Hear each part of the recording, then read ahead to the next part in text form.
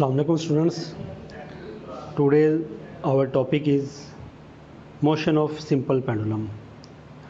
हमने simple harmonic motion को simple pendulum की मदद से एक्सप्लेन करना है।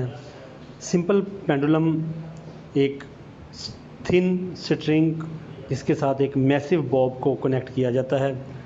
स्ट्रिंग की लेंथ L होती है। सपोज़ हमने स्ट्रिंग के साथ मैसिव बॉब को बांधा हुआ है। मैसिव बॉब इस वक्त जिसका मैस m है, इस वक्त मीन पोजीशन O पर है। O पर इस पर किसी किस्म की कोई एक्सटर्नल फोर्स एक्सर्ट नहीं हो रही है। इसका मतलब है सिस्टम इक्विलिब्रियम में है। हम इस पर फोर्स लगाते हैं, इसको पॉइंट O से A पर लेके जाते हैं। अब पॉइंट O पर ये इक्विलिब्रियम में है, यानी कि इसके वेट को इसकी टेंशन कैंसिल कर रही है। वेट को स्ट्रिंग की टेंशन कैंसिल कर रही है। लेकिन पॉइंट A पर जब इसको लेके जाएंगे तो वेट और टेंशन एक ही लाइन में नहीं होगी। क्योंकि वेट और टेंशन एक ही लाइन में नहीं होगी, इसलिए इसका वेट को इसके rectangular components mg cos theta और mg sin थीटा में रिजॉल्व करेंगे। फिर mg cos थीटा और टेंशन वो सेम लाइन में होंगी। mg cos थीटा और टेंशन एक दूसरे को कैंसिल कर लेंगे। जो इसमें फोर्स का कंपोनेंट रह जाएगा वो रह जाएगा mg sin थीटा। अब mg sin theta as a restoring force काम करेगी। रिस्टोरिंग फोर्स के तौर पे काम करेगी mg sin थीटा, जिसकी वजह से ही ये पेंडुलम की बॉब पॉइंट A से O की तरफ आएगी। अब पॉइंट A पर इसका डिस्प्लेसमेंट मैक्सिमम, एक्सेलेरेशन मैक्सिमम और वेलोसिटी ज़ीरो है। जैसे जैसे ये ऊपर आएगी इसका डिस्प्लेसमेंट डिक्रीज़ होगा, एक्सेलेरेशन डिक्रीज़ होगा, वेलोसिटी इंक्रीज़ होगी।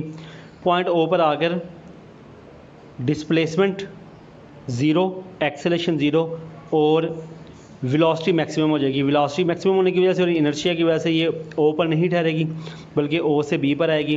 जैसे जैसे B पे आएगी फिर डिस्प्लेसमेंट इंक्रीज़ होगा, एक्सेलेरेशन इंक्रीज़ होगा और वेलोसिटी डिक्रीज़ होगी। इस तरह ये A और B के दरमियान मूव करेगी। जब ये A से B की तरफ आएगी तो इसकी वेलोसिटी इंक्रीज़ होगी। जब A से B की तरफ आएगी वेलोसिटी इंक्रीज़ होगी तो इसके एक्सेलेरेशन की डायरेक्शन टूवर्ड्स दी वेलोसिटी यानी मीन पोजीशन O की तरफ होगी। जब ये O से B की तरफ जाएगी तो वेलोसिटी डिक्रीज़ होगी। वेलोसिटी डिक्रीज़ होगी तो एक्सेलेरेशन की डायरेक्शन ऑपोजिट होगी, यानी कि मीन पोजीशन O की तरफ होगी। जब ये B से O की तरफ आएगी, तब B इसकी वेलोसिटी इंक्रीज़ होगी, जिसकी वजह से जो वेलोसिटी की डायरेक्शन एक्सेलेरेशन की भी वही डायरेक्शन होगी, यानी कि डायरेक्शन B से O की तरफ होगी।